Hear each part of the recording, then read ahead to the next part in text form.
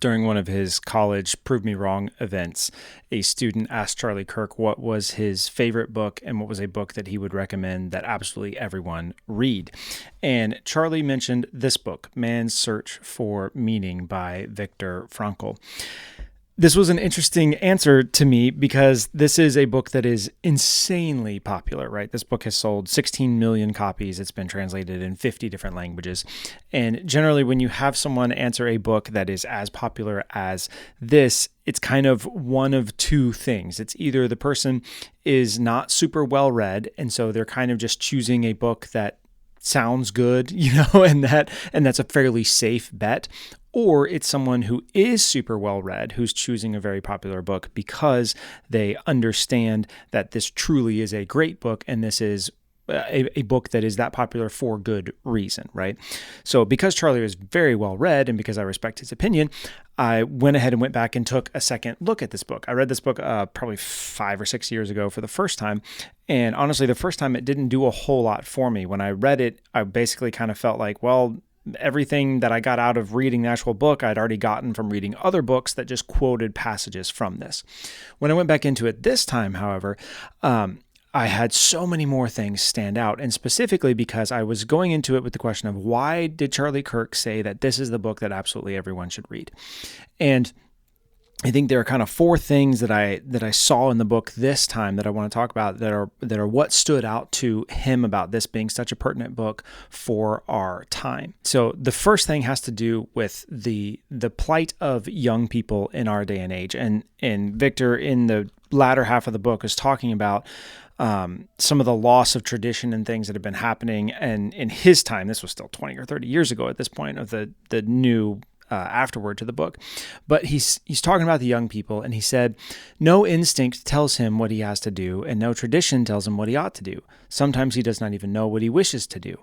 Instead, he either wishes to do what other people do, conformism, or he does what other people wish him to do, totalitarianism. And I think that so perfectly sums up the plight of so many young people, and especially young men who Charlie just had such a heart for, where they've grown up and they're told that all of their instincts are bad and it's all toxic masculinity and everything about what is traditional to be a man is just garbage and is, the cause of all problems in the world. And then they live in a country where everybody's tearing down all the tradition and everything that came before and saying it's all lies, it's all fake, it's all garbage. And they're just left in this aimlessness and in complete sense of meaninglessness in their life, right? And they're just, everything is just this wide open nothingness, right? And I think that Victor understood that super well. And I think that's one of the things that Charlie saw in this book of like, hey, he sees where this is going, especially with how culture is trending even 30 years ago when he was writing this, or the afterwards. And I think Charlie could clearly see that there was a connection that was going to be even more pertinent as time went on and the trajectory continued for these young people. And that leads into the second thing, which is that I think Victor so perfectly just describes what it is that people truly need. In the second half of the book, there's a part where he says, mental health is based on a certain degree of tension, the tension between what one has already achieved and what one still ought to accomplish, or the gap between what one is and what one should become. What man actually needs is not a tensionless state, but rather the striving and struggling for a worthwhile goal, a freely chosen task. What he needs is not the discharge of tension at any cost, but the call of a potential meaning awaiting to be fulfilled by him. And again, for young people in general, but young men especially, this is what is just so lacking in what we are offering them currently, right? And this is why Charlie and his message was so pertinent and so impactful to young men, because they were stuck in this life of just no tension and no anything, just meaninglessness and no battle to fight, no thing to go after, no purpose to try to live up to.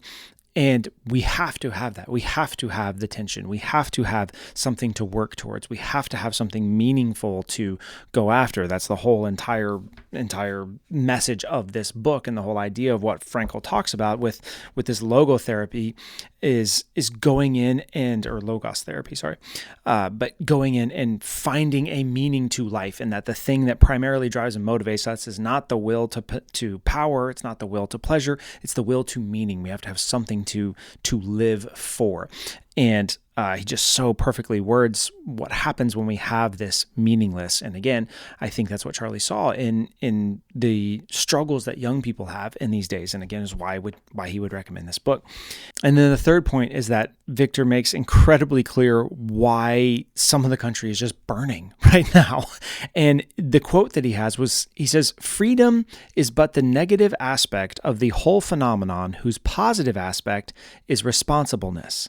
In fact, freedom is in danger of degenerating into mere arbitrariness unless it is lived in terms of responsibleness.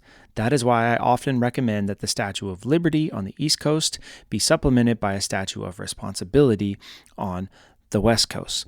And this is so pertinent to right now. We have an entire class of people who want all of the freedom but none of the responsibility required to properly handle the freedom. And we have people who have no conception that freedom is actually the negative aspect of the phenomenon.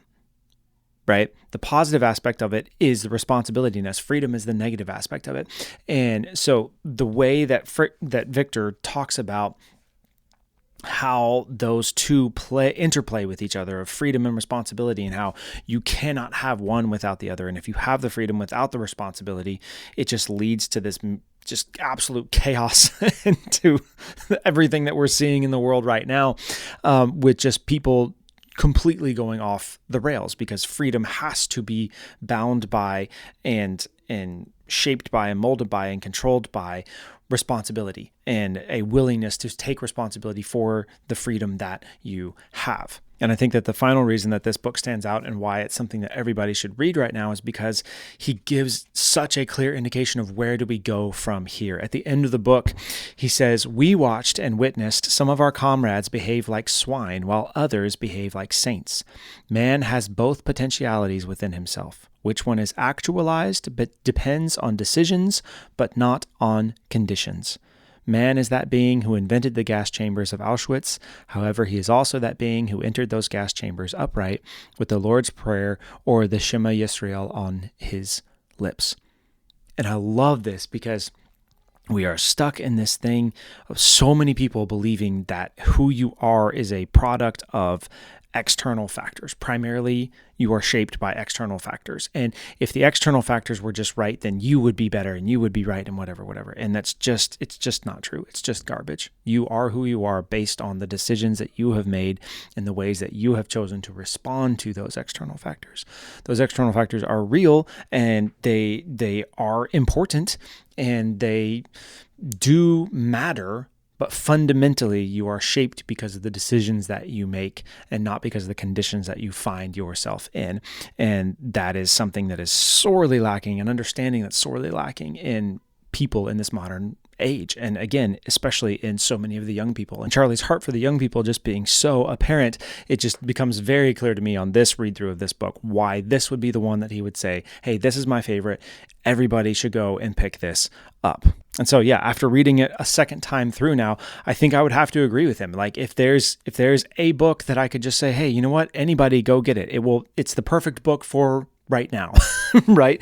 There's a really good chance that it might actually be this book. So if you haven't read this, there's a link in the description. It's an affiliate link down there. Go grab this book, check it out. It is really, really good. It's really, really good. There's a reason that someone as well read as Charlie Kirk was, said that it's his favorite book. And it wasn't just because it's a popular, easy one. It's because he actually understood it really has something to offer, especially for us in this time right now. So Man's Search for Meaning, Viktor Frankl, go check it out.